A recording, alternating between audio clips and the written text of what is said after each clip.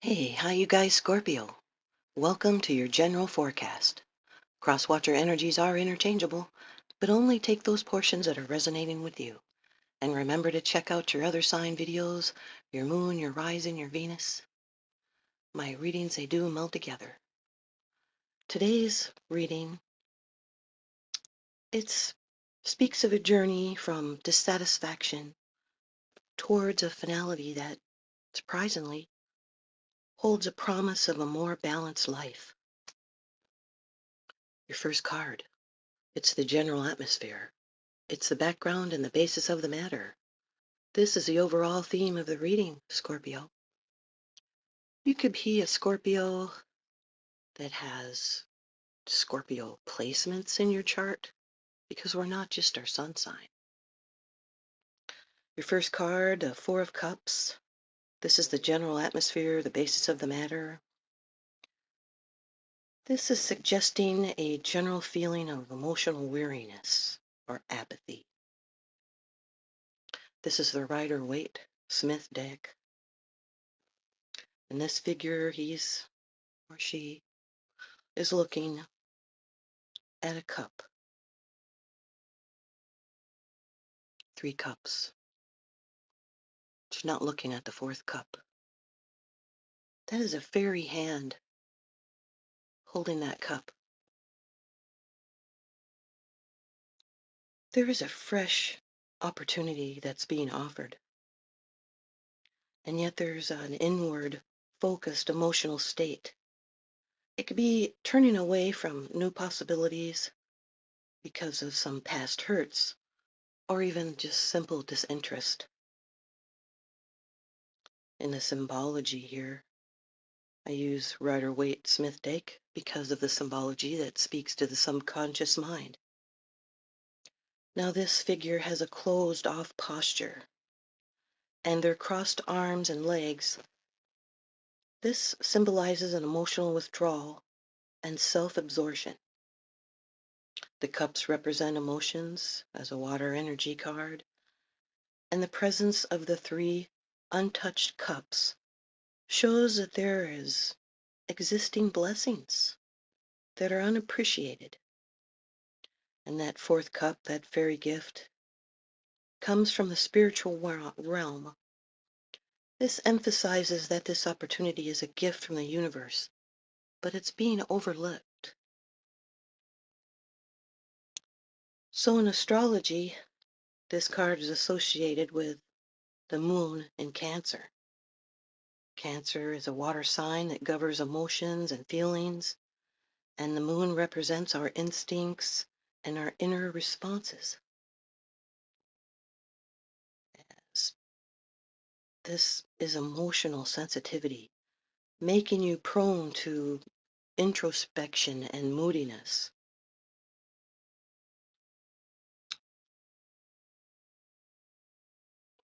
This can feel like you're in an emotional rut, but it does feel stable. But ultimately, it's unmoving. It's fixed.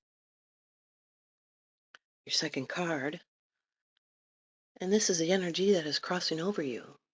The challenge, the 6 of Swords, air energy, Mercury in Aquarius.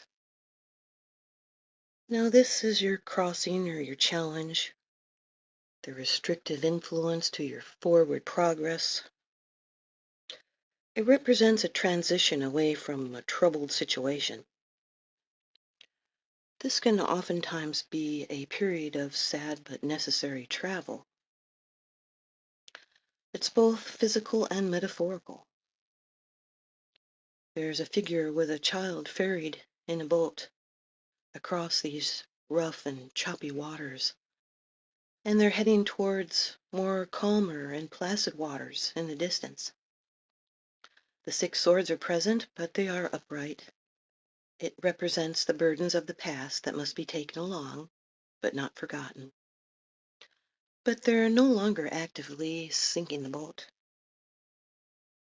The challenge here is the very process of moving on, and it requires leaving behind what you know, and this can feel daunting and sorrowful, even if it leads to a better place. And the boat itself symbolizes a vessel of change and navigating the element of water, which represents emotions and the subconscious. And then moving from the choppy to the calm water, that literally depicts the transition from turbulence to peace. And those swords pointed downward, they're still carried, but they're not a threat to the journey.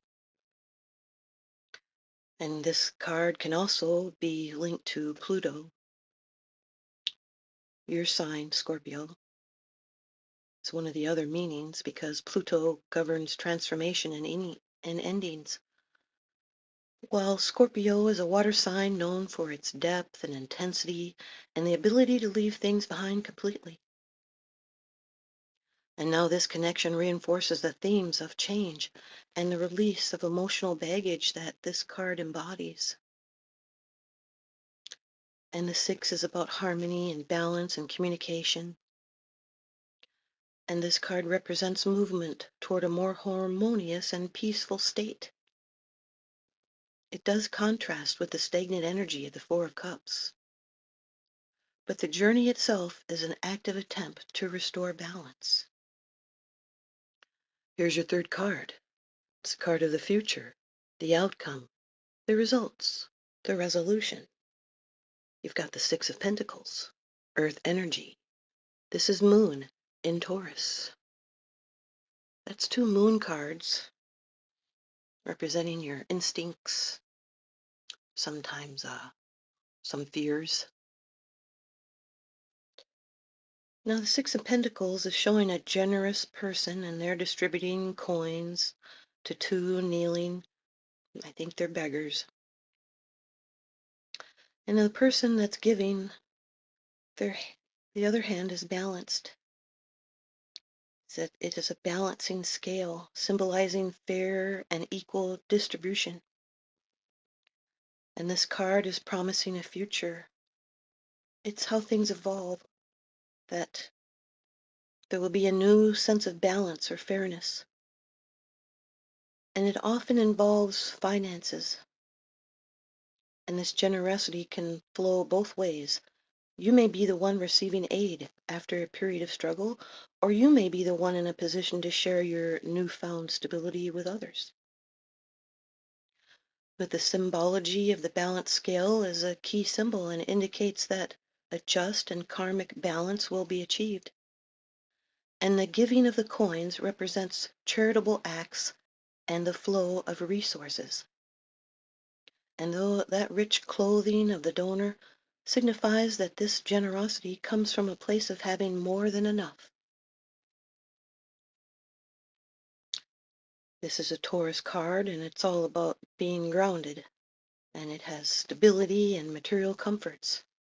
And this links directly to the theme of achieving financial or material security and using that solid foundation to help others.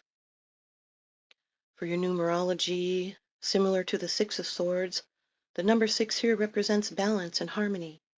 But in the material world, it indicates a restored equilibrium in your practical and financial life. And 2 6s in a reading represent calm, and also you're on the correct path. And now for your bottom of the deck card, the underlying issue. This is what's unseen. It's unseen because it's something that you're not sharing with others, yet you are consciously aware of this, Scorpio. This is a Gemini card. This is the 10 of Swords, more air energy. And this depicts a figure that is lying down with those 10 swords piercing their back. And the sky is dark, but on the horizon the sun is beginning to rise. And this card will signify that there was a painful ending and it was hitting rock bottom, and it was the final completion of a difficult cycle. And the underlying issue is that the old way of thinking, a painful belief or system, or some kind of devastating betrayal is finally coming to its absolute end. And that figure lying motionless is no longer struggling, and that suggests a surrender to the inevitable end. The Ten of Swords represents an exhaustion of mental battles and the finality of painful thought processes. And that rising sun on the horizon is the most important symbol, representing the blessing in disguise. Also, his hand here is a blessing sign. It is the inevitability of a new and brighter day after the darkest point. This is a Gemini card. The element is ruled by air, representing the mind and the intellect, and the number 10 represents the culmination of the end of a cycle.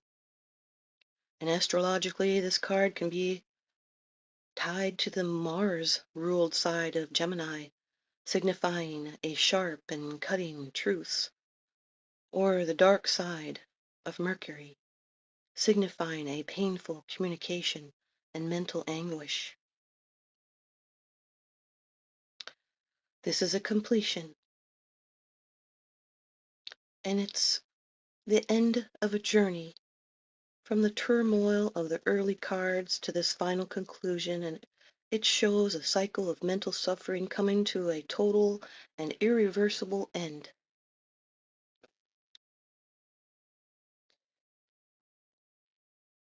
The progression from the Ten of Swords, the underlying issue, to the Six of Swords, the challenge, to the Six of Pentacles, the outcome, is a powerful narrative of healing. And the finality of the Ten of Swords forced the transition of the Six of Swords. And the result is the balanced generosity of the Six of Pentacles, where you are finally able to give and receive again without the baggage of the past. And the Six of Pentacles represents a restored balance and shows that the pain of the past has led to a place of material and spiritual security. Thanks, you guys, Scorpio. I hope you stay tuned in and leave me a comment or a thumbs up, and please subscribe. Now remember, what goes around comes around, so I'm sending you guys out love and light and blessings. And I'm going to give you your oracle reading on a different video. Thanks for watching. Here comes Honeybee.